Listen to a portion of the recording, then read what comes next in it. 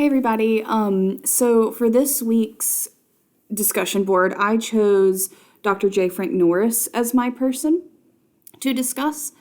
He had a really interesting kind of life that I just really loved. As soon as I started reading about him, I was like, this is kind of the guy for me.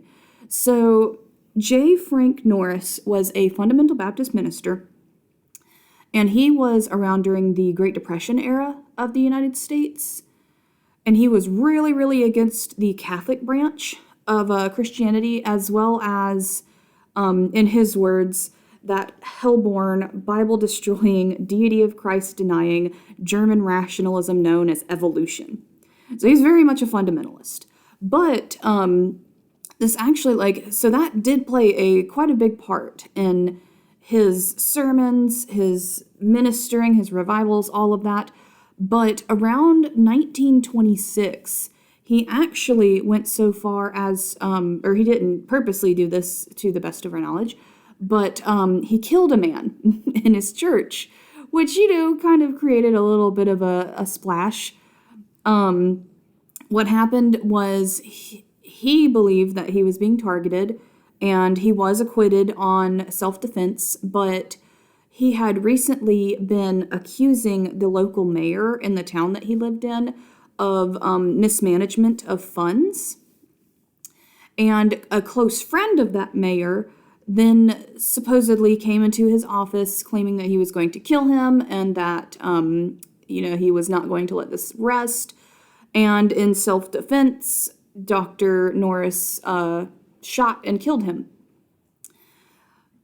Later on, he even went so far as to say there was a bigger plot, but we are not sure about that. The mayor himself came in and was like, that's silly. There was no major plot. This was an unarmed man that he just killed in his church because he didn't agree with him. There was a whole big mess about it.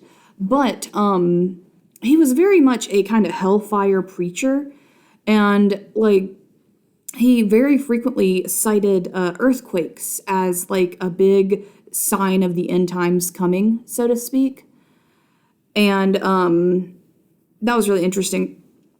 And so he even got so far, he was so on fire for some of this material that he was even published in newspapers talking about how, we had the plagues, we had the famines, here comes the earthquakes. There had never been mention of earthquakes in the Bible. And that was all a sign of Jesus's second coming. Of course, Jesus hasn't come back just yet, as we know here in the future, but he was very, strict about that and constantly pushed against any kind of modernist thinking. He did not care for Baptist modernist thinking. Even his best friend went so far as to say he was pretty, kind of full of himself, and that, quote unquote, when he got to heaven, he, looked forward to seeing him in heaven, even though he had a bit of a wicked streak.